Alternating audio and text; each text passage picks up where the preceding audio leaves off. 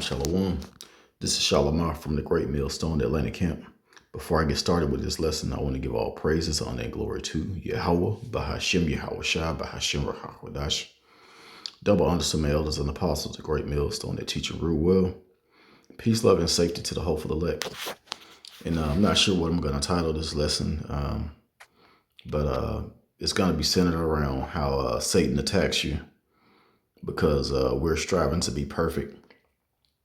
And I want to start with Matthew chapter 5 and 48. It says, Be ye therefore perfect, even as your Father which is in heaven is perfect. Of course, we know Yahweh Bashim Yahweh Shai is the top-notch perfection of, perfect, does everything perfect. Even with the balance, you have to have good and evil, good and bad. You have to have cold with the heat. You got to have rain with the sunshine. It basically has to be a balance. So the Lord is perfect how he, as far as his creations and how everything came about. So we have to strive to be perfect, living in this hell, in this captivity, because Satan is on our ass 24/7. Satan damn, you be working, you be at work sweating, or you're doing some yard work, and you hear an old person say, you working like a Hebrew slave, not knowing we are damn Hebrew slaves. But yeah, Satan out there working like a Hebrew slave to take your ass down. Satan is working overtime, and he's going after the perfect, or those that striving to be perfect. He's not gonna go after no nigga on the block, selling, whatever drugs out right now, selling pills. He not gonna go after these women that are setting men up to be robbed, and all these whores out here. He not going after them. He going after the perfect, because they already fucked up. Excuse my language. And we're reaching out to them to change their ways before the wrath of the Lord come upon them. But us, Satan is on us, because if he can take us down there, who's going to teach those to be perfect? Who's going to teach them the truth? Who's going to teach them about Yahweh Bashim Yahweh Shai, the laws, the kingdom of heaven, the name of the Lord? So he's going to go after those that striving to be perfect. Matthew 5 and 48. Be ye therefore perfect, even as your Father which is in heaven is perfect. And then when you go through the scriptures, it tells you how you have to be humble, meek. You have to be, you pretty much have to think before you take action. Think before you speak. Your tongue could get you in, your tongue could cause you your life. So yeah, we just have to be circumspect, be perfect. A lot of people that claim to be Israelites, they don't apply the way you're supposed to live out of the scriptures. They don't apply that. They too bold. What the scriptures call them brute beasts. You're supposed to be humble in this thing. Cursing out Esau. Of course, we do that when the spirit is hot on us when we at camp. Other than that, it's not really edifying. We're here to edify the elect. All right, so from here I want to go to Job, and Job is an excellent book if you want to, especially if you're going through some things. Read about Job, how the Lord pretty much allowed Satan to do everything except for kill him. I mean, everything.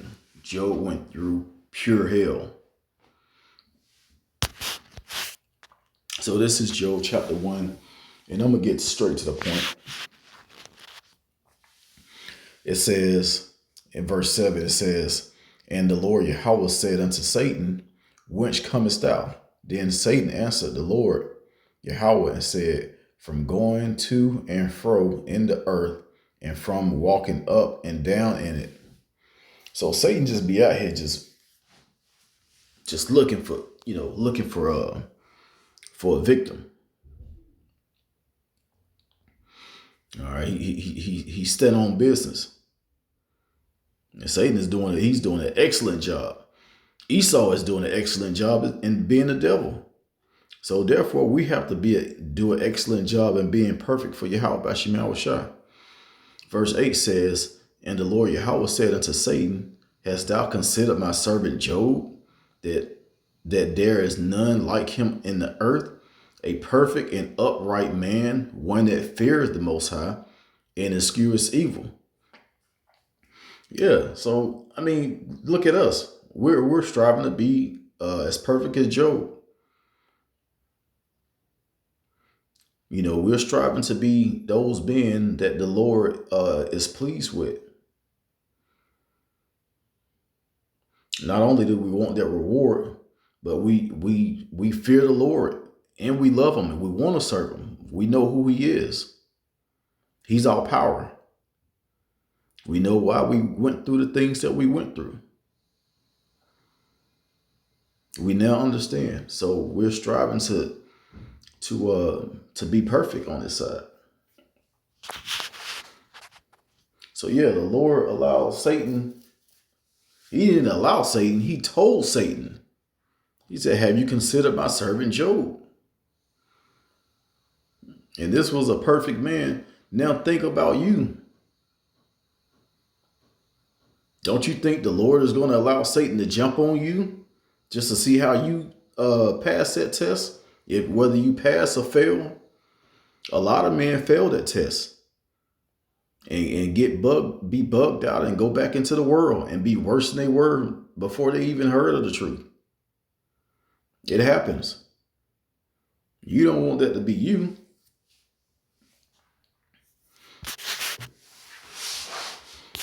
All right, let's go to Luke real quick. It's a really quick account in Luke where I'm just gonna read it. I believe it started around verse 29.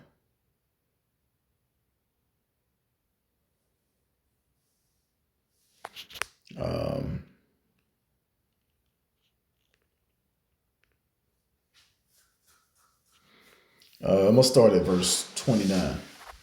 It says, and I appointed unto you a kingdom, as my father had appointed unto me, that ye may eat and drink at my table in my kingdom, and sit on thrones judging the 12 tribes of Israel.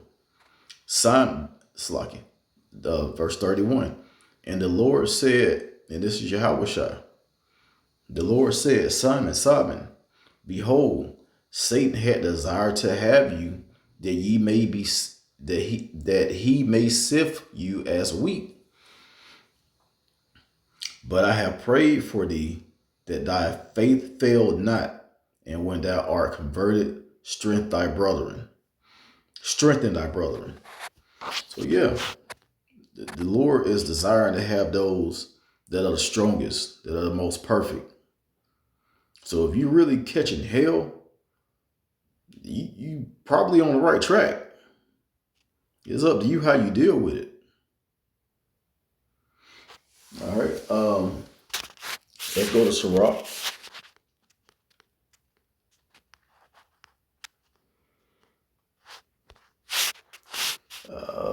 Sirach chapter 2. It says, my son, if thou come to serve the Lord, prepare thy soul for temptation. Set thy heart aright and constantly endure, and make not haste in time of trouble.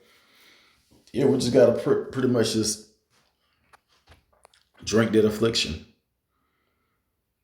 We just gotta take it in. Take it in and let it, I don't want to say get the best of you, but just understand that the Lord is testing you. I had a really bad experience, and I know it was Satan. It had to be Satan. It's like everything was going wrong. The Lord had actually blessed me. like a huge blessing. And here comes Satan. Satan jumped on everybody around me. Everything went wrong. And it got the best of me. I couldn't take it. I broke down. But you got brothers that pray. We have all faith, and it's always good to have a brother that knows that something's going on with you, because he'll pray for you. A lot of times you're not in the right mind to pray if you're going through something. It's good to have brothers around. Reach out, talk, communicate.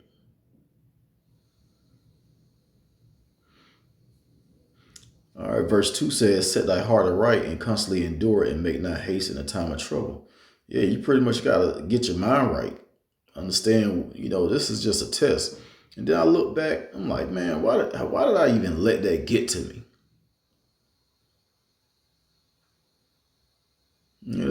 I shouldn't even,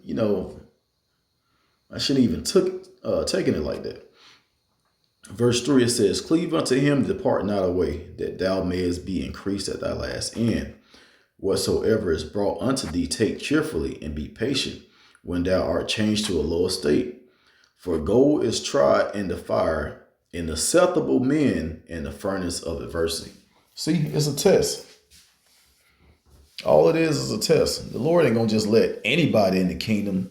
The Lord ain't going to just have anybody with spiritual powers, within 144,000.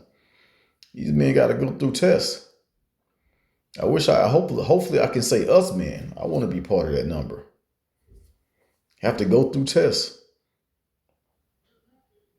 And, we get graded based off of how we take it.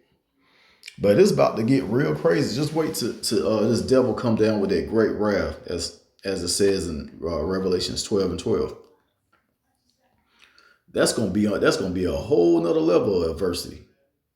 You're gonna be almost to your death, and you still gotta have that faith. Let's now go to. I'm gonna get this last scripture, and I'm gonna end it. Wisdom of Solomon, and this is chapter 3. This is one of my favorite chapters. The first few verses. It's just, I bring this out a lot when whether I'm doing a lesson or reading or speaking at camp. Let's go down to verse 5.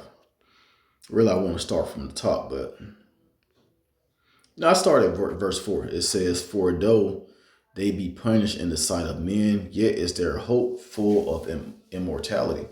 Yeah, and that's what we're striving for. We're striving to be perfect, everlasting lives, new bodies, spiritual powers, the kingdom,